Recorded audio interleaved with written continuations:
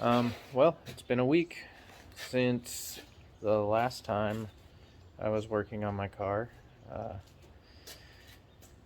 got everything disassembled, and then I ran up to the local dealership, and parts department was closed, so I couldn't continue on. So, oh well. I bought some new parts here. Picked those up yesterday. Right here, it's a new bearing system. So this is the old one. I don't think there was anything really wrong with it, but little peace of mind, I guess. Bearings always kind of freak me out when they're dirty. And I mean, it doesn't sound crunchy or anything. It sounds just as good as this one does. But why not change it? It's there. So, and then, as I showed you last week, that clutch fork that basically grenaded itself when I was attempting a little quick fix procedure, which had worked in the past. It worked. You can't do it too much. It'll break. But bought a new one of these. A couple $100 at the Ford dealership. It's not horrible. Going to the auto parts store and you can't buy these parts separately at the auto parts store that I went to. You can only buy a kit, and it was like, I think $1,100 for the full clutch kit. So I went to the dealership. They sell each part individually, which is pretty cool. You know, you just give them your VIN number, and they can look up this right here. Let me flip that over for you. That right there is the blown up version of all the clutch parts that are in there, and each of those is your part number. So if you want to take note of any of that, there you go. But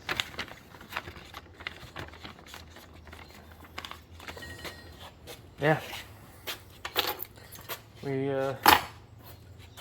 let's see, over here I did a little cleaning inside.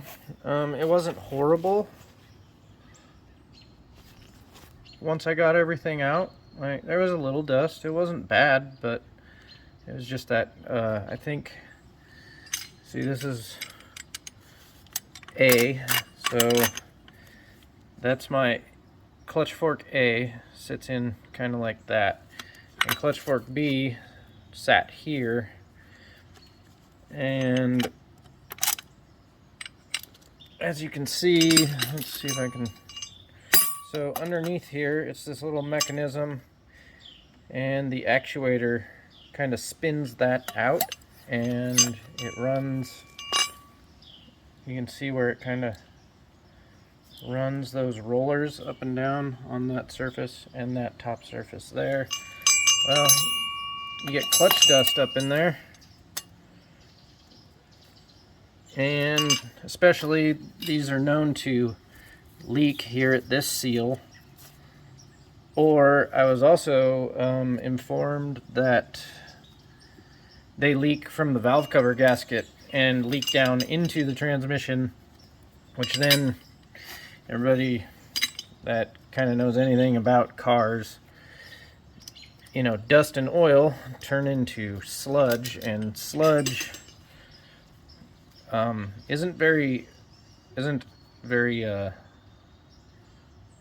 lubricating. It's I guess that'd be the best word. So everything gets kind of stuck. Mine was in good shape. and I think the only real issue was just that clutch fork B that sits here was just failing and getting stuck, so it would cause my clutch to stick. And then when the computer realized something was wrong, it would then kick my vehicle out of it would kick it into a limp mode. And then I had just, let's see, what did I have? I had gears 1, 3, and 5. That's what I had to choose from.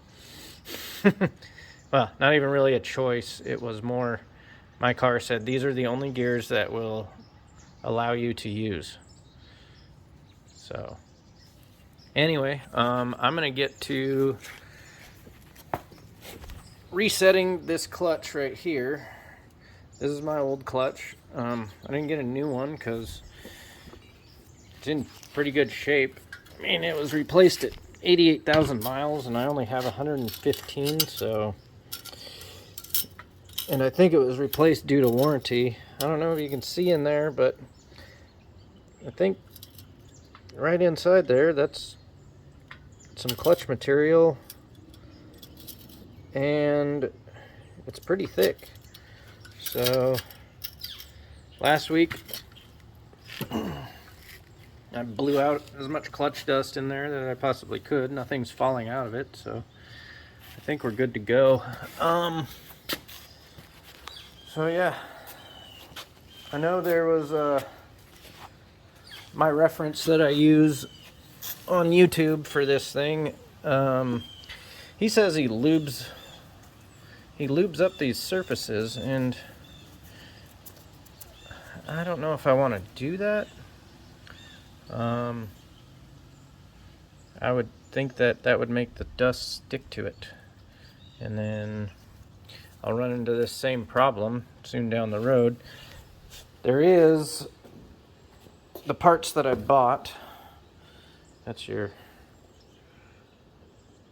clutch fork B part number, and this is that, I can't remember what they call it. I would call it a throwout bearing. That's that part number.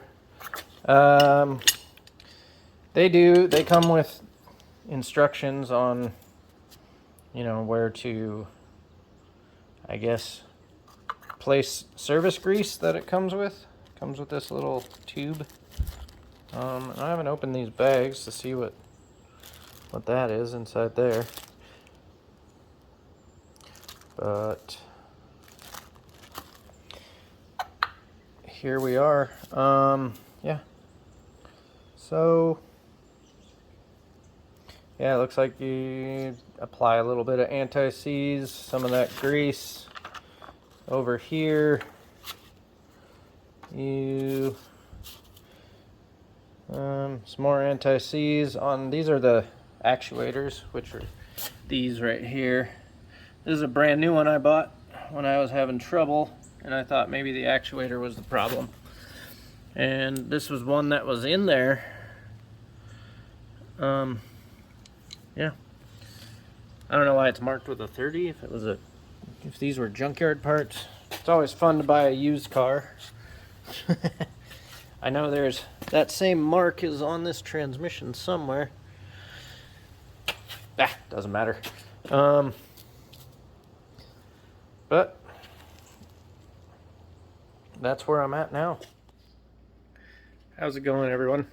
Well, last week I attempted to reset my clutch and was unable to.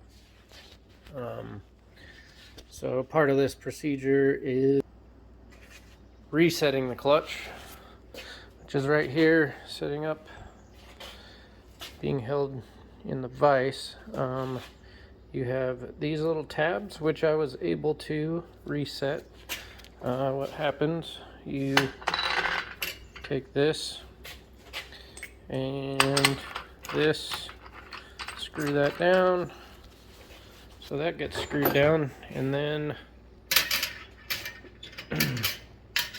this gets set in, and then you twist it clockwise. So you hold this clockwise, have that,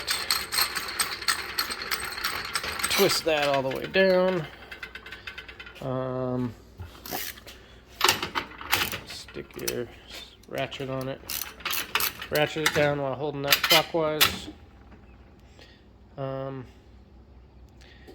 Until these little tabs, I guess I can show you. Let's see. Watch this little tab here pop off. There's 3 of them.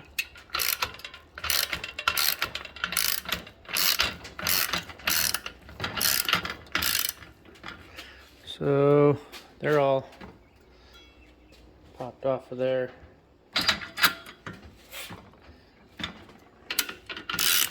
So, and then, yeah, when you pull your clutch out, ultimately looks like that. So then put this little spanner wrench in, hold it to the side, tighten it down, and end up making it look like it did when I started the video. Then the second part is to take this other spanner, stick it in here. Let's see, goes like that, drops in. As you can see, these little tabs that stick out. There's 3 of them, and then you push this spanner counterclockwise and hold it as you take this special tool, set it in. Says it only goes in one way, but it will actually, if you screw up, it'll set like that. Don't try and press it down like that. It drops all the way in. Of course, with this collapsed. And then, same procedure. You take your nut, spin it down on there, tighten down.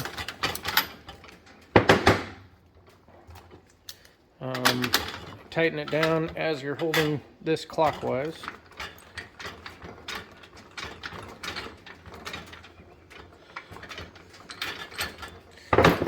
And I will show you what the end result. So the end result is these little tabs here get pressed down, and then those little tabs right there are supposed to go inside these holes. And as you do it, it should make a kind of crunching noise. Sounds like you're breaking it, but it's just those going in the little holes. Well, I attempted it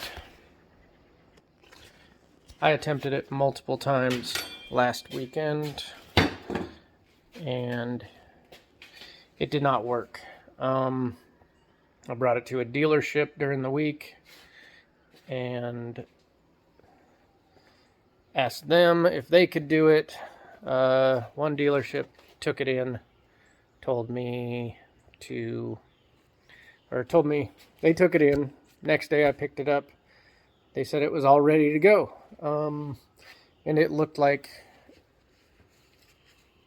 the same thing when I brought it in. So I knew that wasn't right. And then I guess, well, I took it to another dealership, asked them if they could reset it, actually talked to a technician, and he said, I'll try to reset it. Sometimes they don't reset. At that point, I said, okay, well, let's see how much a new one costs. So, I got a new one right here in this box.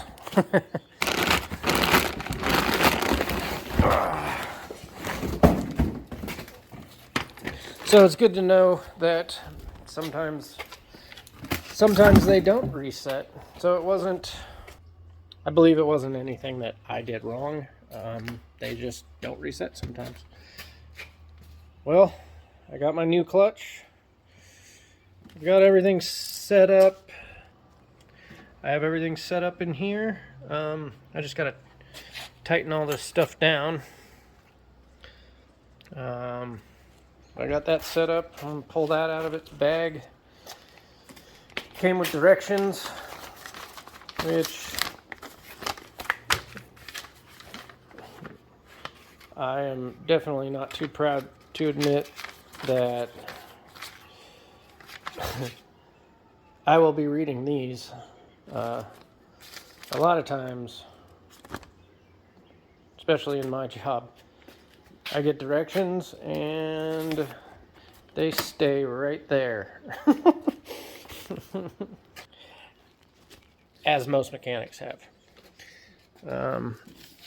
But it is good to read the directions. A lot of times it'll keep you from doing the job again. But there is always the fact that you know it's done right when you've done it 2 or 3 times on the same job. Should be right. You did it 3 times.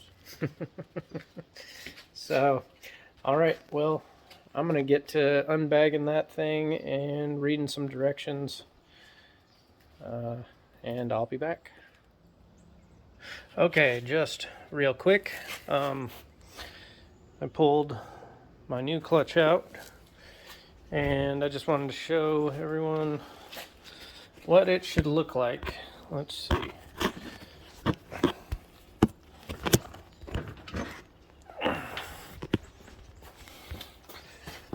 Okay. Well, so here we go. Here's old clutch, new clutch. Old clutch. As you can see, those little tabs are outside of those holes. Those clips are not holding it in place as this one. This is the new clutch here. And there's a clip holding it down, that clip. So those clips are holding these fingers down, and then inside there you got those little tabs holding that part down. So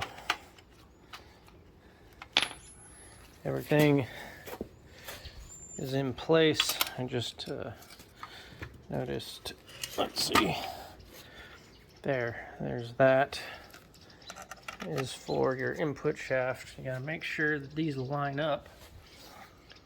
Well, there's my old one, and throw that to the wolves. Toss that aside. I know this came with some other parts. Here's the snap ring there. That's gonna snap in there, hold that on. There's another snap ring that I have. It's this one.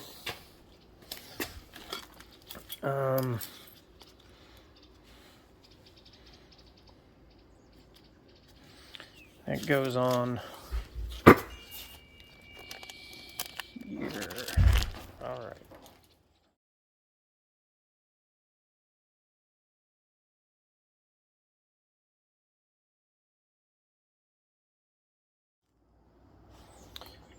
Okay, here it is, fully assembled. Shift forks are in there. As you saw, I used some red Loctite on all the bolts. Doesn't hurt. Never hurts to do a little Loctite. We got that there. That drops down. I'm guessing, yeah, only goes one way. Looks like those flats line up, and then underneath here, those right there are gonna drop right down on those forks. So looks like, yeah, only way it's gonna work. And then these little washers go on there. That's what actually ends up pressing up against the clutch. That's how that looks assembled. New shift fork here. There's an old one, cleaned it up. Hopefully I don't have to take this all apart and do it again because this one failed, but I guess from what I see, because this sits on the top, so this is actually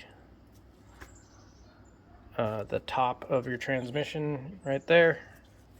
This is underneath, so gravity falls down.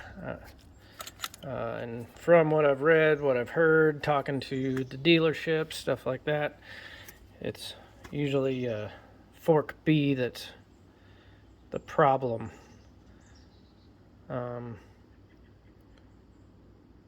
Fork A seems to do all right. I have been told, here's your rollers right here, that when the actuator, which is this little motor, goes in there and actuates kind of a little screw drive inside there and pushes this roller up, which then makes your forks push your throwout bearing into the clutch to disengage your clutch. That way it can shift gears, and then it releases and your clutch re-engages.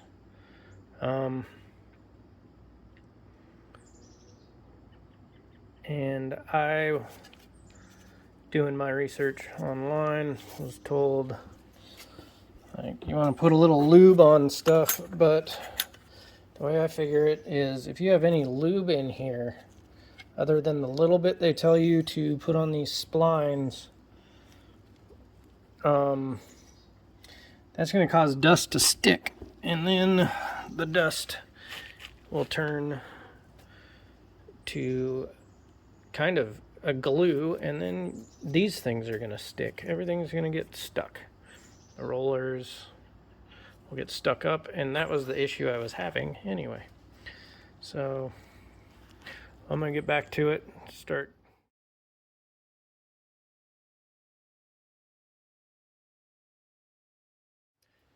Okay, well, here I am. I've got the clutch dropped in there, and I've got this tool hooked up to press the clutch down onto the shaft. So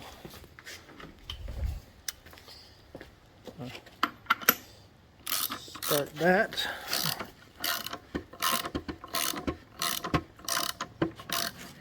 Hear it getting pushed onto there, and see, I think I'm on far enough now. If I can zoom in and get a good shot of that, looks like that's my groove there for the for my snap ring. It's right there. So Got that. Go. So that whole contraption, it's all part of this kit. This kit is for removal, reset, and installation. It doesn't come with any directions, and then good luck finding stuff. I mean, you can find it. Here's my snap ring that I need to install in there. So I'm going to take this little contraption off, and the clutch should stay down. It's a pretty tight fit, so it should stay down, and then I'll get that snap ring on and continue on.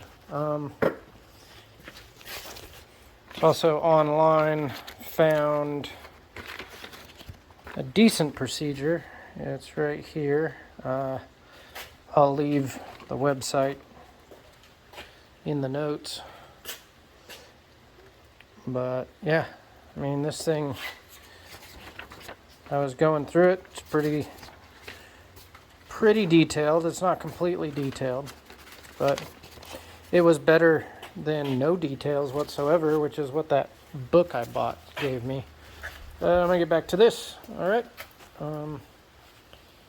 and try and get this thing assembled.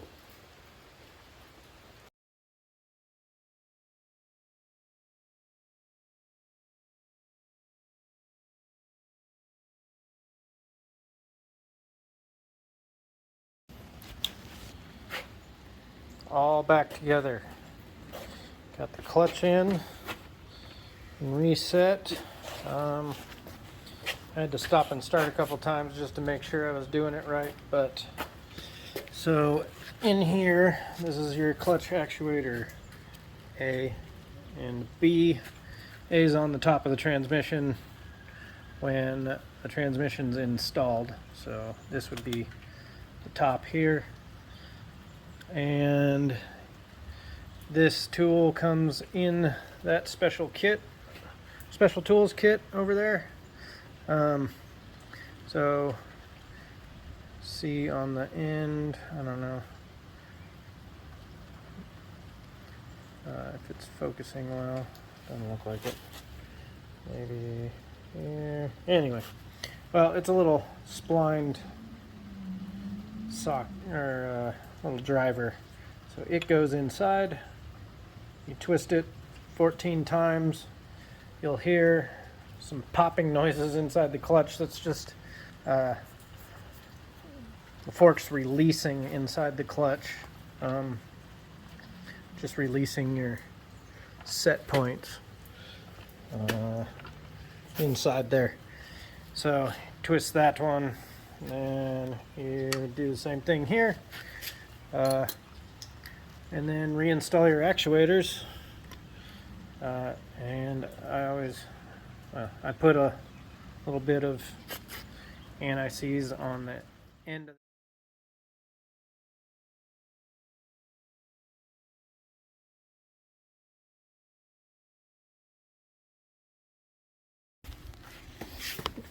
Okay, well, here we are. I got my transmission ready to go. It's on my beautifully designed transmission jack stand thingy. Right. The one thing that you gotta make sure is that you line up that arrow with the arrow on the clutch.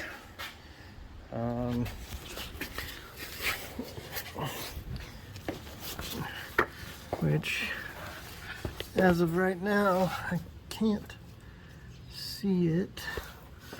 But if I twist here, let's see.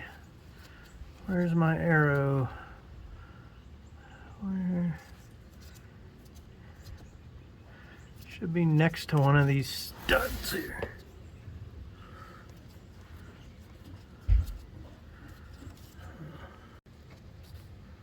Alright, found my arrow. It's right there. So what I'm going to do, because I know the arrow on the flex plate is basically straight up, so I'll just look straight across. I got that stud there is straight across from the stud with the arrow next to it, and I'll just put it that straight down. That should align me up perfectly. All right, now I gotta jack this thing up. I've got, it's basically, well, it is all resting on my jack, so.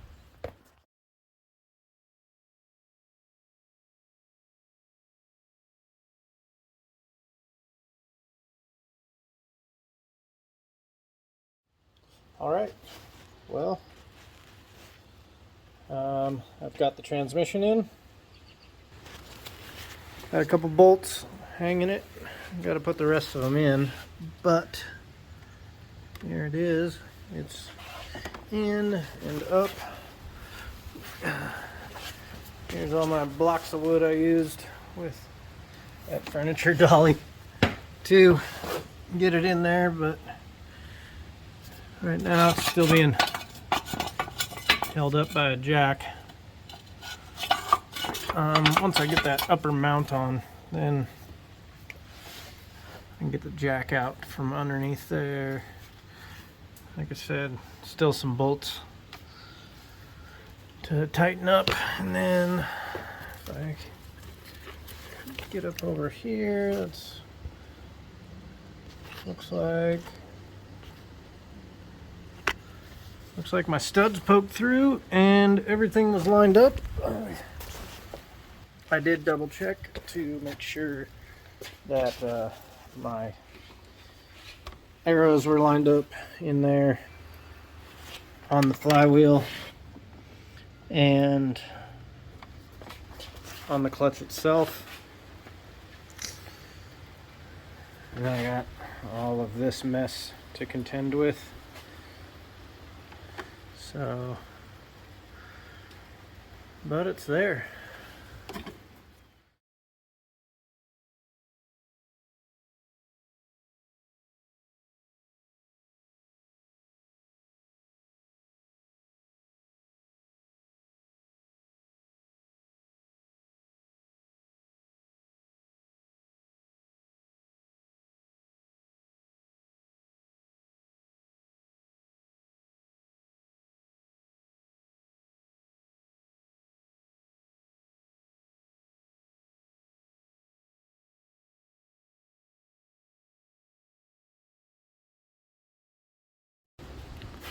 Okay, I got the transmission mounted up. I'm going to turn the crankshaft that centers up the studs on your clutch with your flex plate, and then you can install these nuts to the clutch to the flex plate. It secures all of that, and then after that, probably get this intake back on and get all this wiring running where it needs to be. All right, here we go.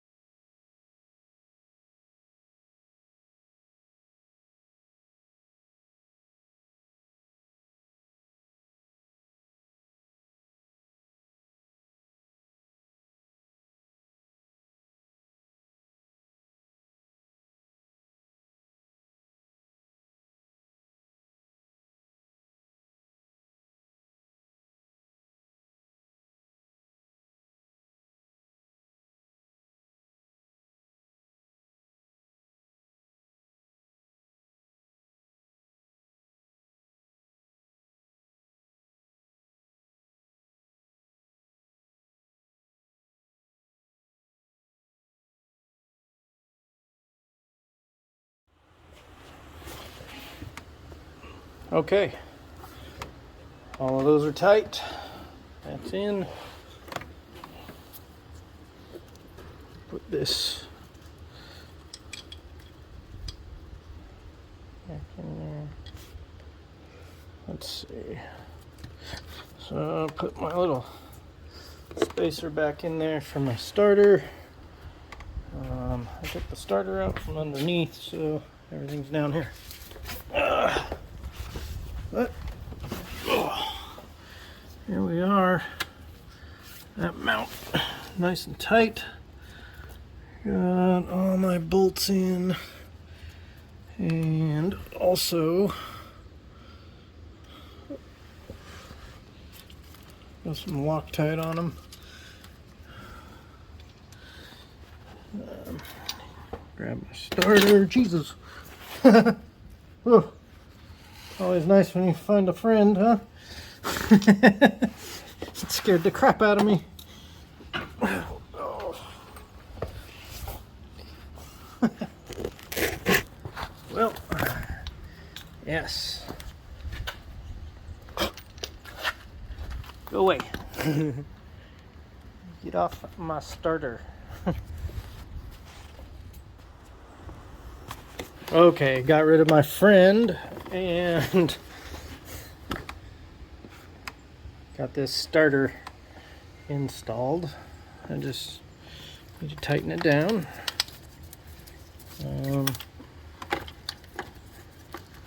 Then find all my wiring that goes to it. But that's where I'm at there. And then put the intake back on and try and remember how all of this stuff was routed and plugged in. I think it'll be pretty simple, but I'll find out. All right, here we are. My battery died on my camera. So, but work must continue. Here I am. I'm down to putting this air box in. Everything's all buttoned up. I'm pretty sure I found all my plugs and routed all my hoses. From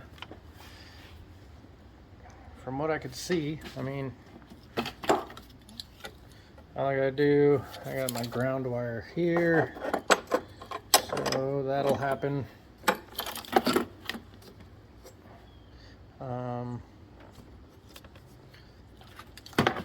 Once I'm ready to plug in, I still do need to put my axles back in, and put, you know, all the fender stuff in and air dam, all of that. I've still got some work to do, but the hardest part is finished.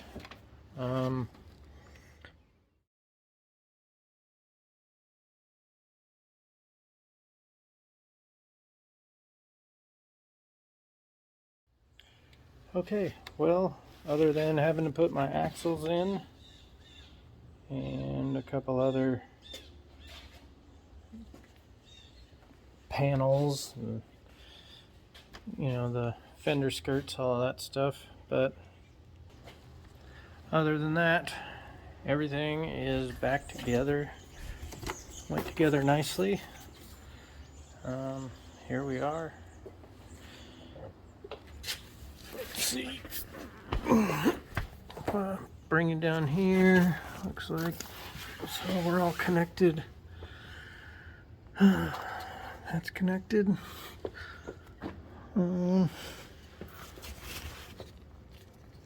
Everything is mounted and secured. Plugged in. This thing.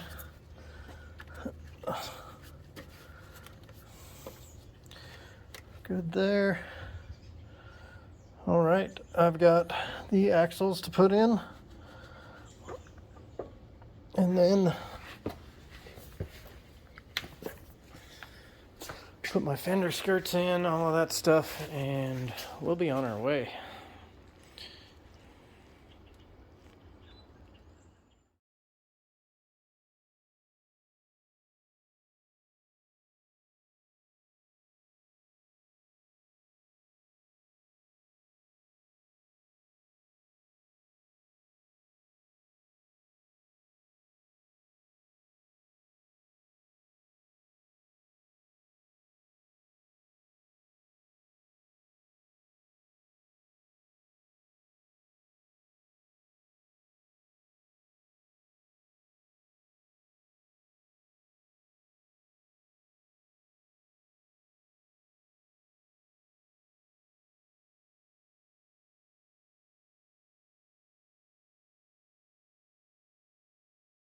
Okay, that's finished.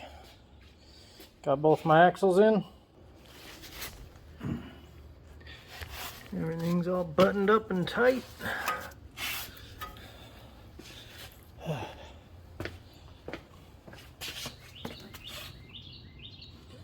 Nice. Everything's in there. All right. I have to go get some coolant, and I'm gonna have to fill my transmission. Then we'll be ready to rock. All right. Awesome. Well, here we are. I have gotten coolant in here, other than it's got a running burp. And I'm waiting for a little bit of excess transmission to drain down, transmission fluid to drain down, and I'll cap it. Otherwise, we're ready to go. It's been a long process, but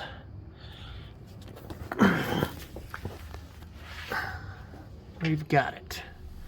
And here we are. It's running. Sounds good.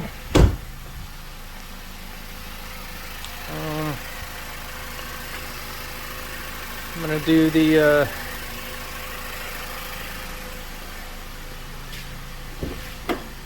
relearn on my transmission, but had a little trouble starting it because I found that the coolant temp sensor was disconnected, but no problem. Ended up finding it, plugged it in, cranked it up, started,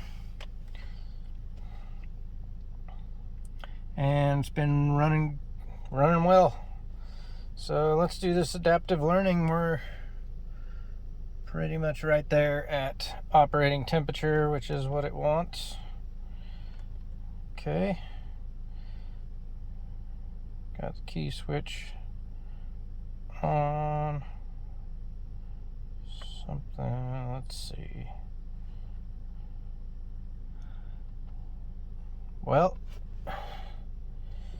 can't remember if I need to have it running or not. It said key switch on, so I guess it'll tell me. Perform adaptive learning. So I'll do that. This procedure will calibrate the transmission range sensor. Perform the function as recommended in the service manual procedure. Okay. Make sure the transmission gear selector is in the park position. It is. Place the gear selector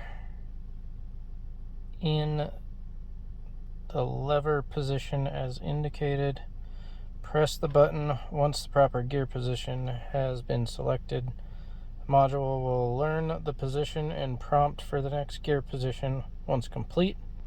After all gear position has been completed, press the tick to continue.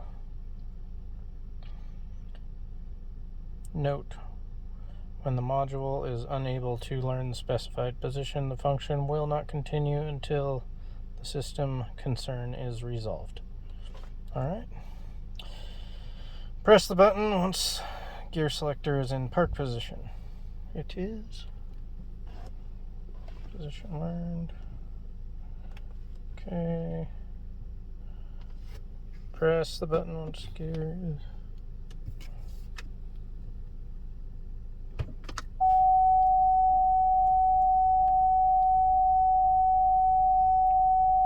Okay.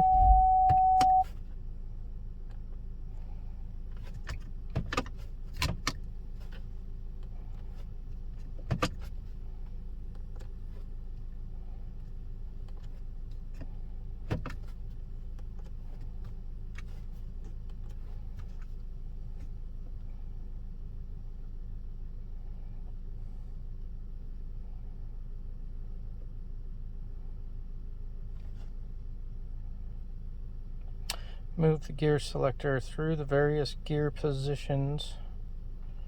Transmission range sensor 1, position low. Alright.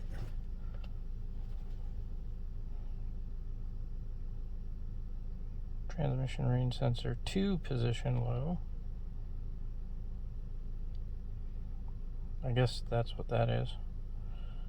Turn ignition switch off.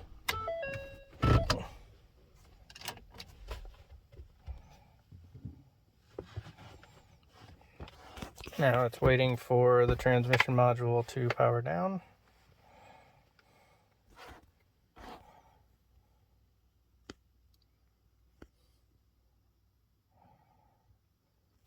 Hopefully my battery is charged up by now. It was a little dead after trying to crank it without that sensor plugged in. It won't start. So yeah, cranking it.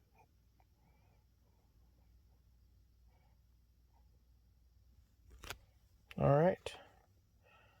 So now we'll go to the next one, which is function will check the 2 shift drum motors by referencing their position. This is achieved by moving shift drums to both end stops to determine maximum travel.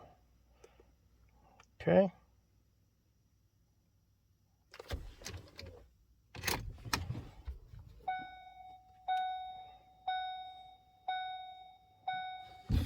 Depress and hold brake. Okay.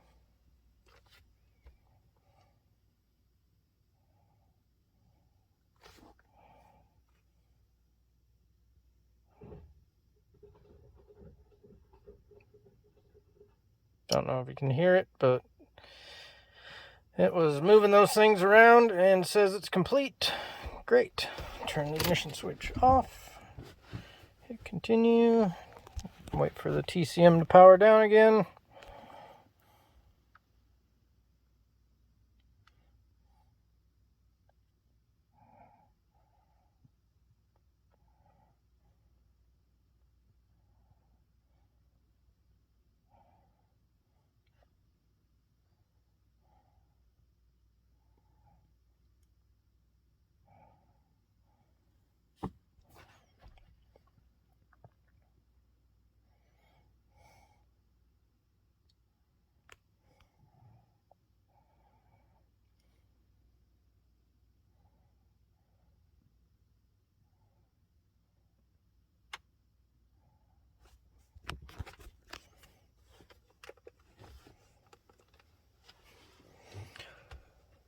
Perform the function as recommended in the service manual procedures. It is critical that the AC compressor is not active during this routine. In rare cases, MyTouch equipped vehicles may automatically turn on the AC system. Turn the HVAC system back to the on state following an ignition cycle. Make sure HVAC is turned off before proceeding with touch point learn process. It is recommended that the engine is at operating temperature. The transmission must be in the park position and all vehicle electrical accessories turned off. Okay, so turn that on. Move on. Set the ignition switch to on. Continue. Make sure transmission gear selector is in park. Press brake. Let's see. Do I need...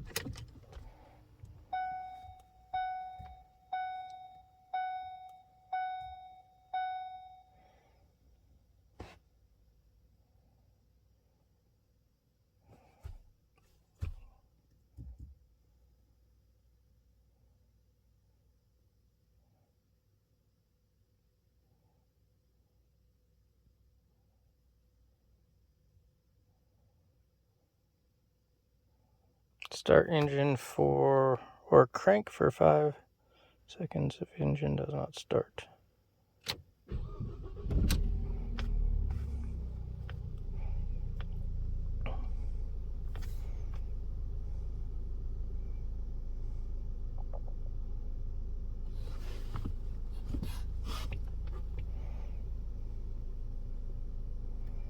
Okay, so select continue only after pressing and holding the accelerator pedal to wide open throttle. All right. Well,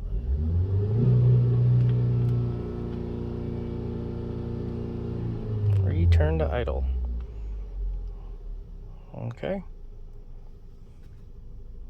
Test failed. Concern with the system is preventing the module from executing the routine from...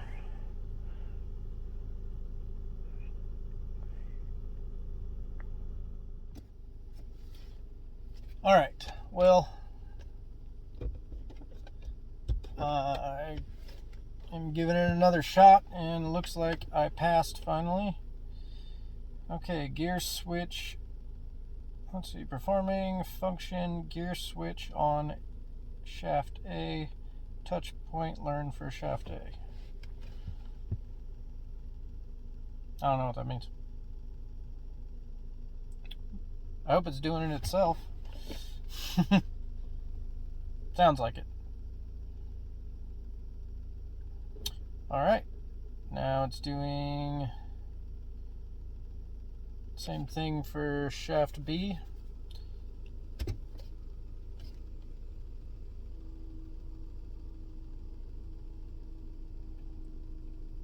I'm guessing what had happened before was I had the throttle pedal wide open, but I didn't have it there for long enough, so I just waited a little longer. Alright, we got successful completion of the clutch touchpoint adaptive learn. Eliminates the need for the vehicle adaptive drive road test. Okay. Cool. Turn the switch off. We're good there. Let this thing power down again. We'll see what happens. I think we got it. High five. High five.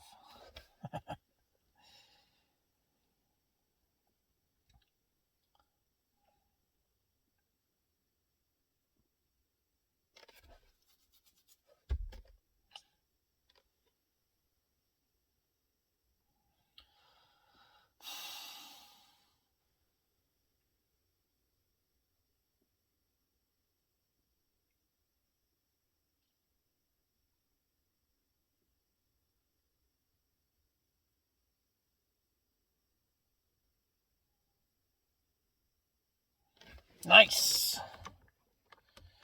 Well,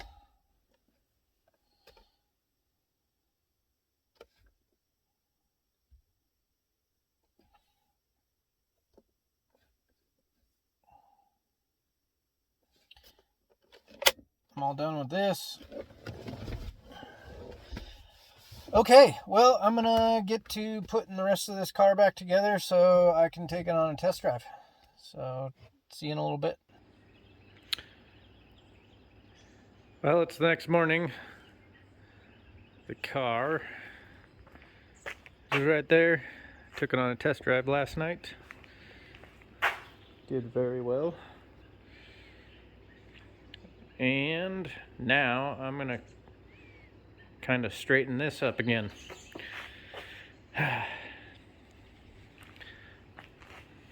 But mission accomplished. Now it's time to turn my garage back into a garage. That was stupid.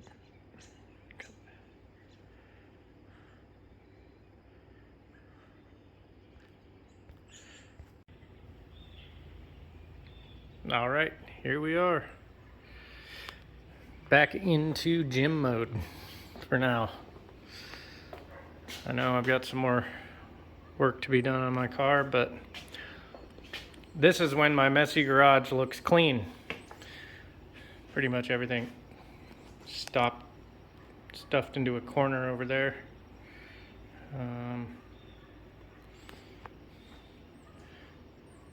This is it. All right. Time to go drive my car around for a little bit, probably.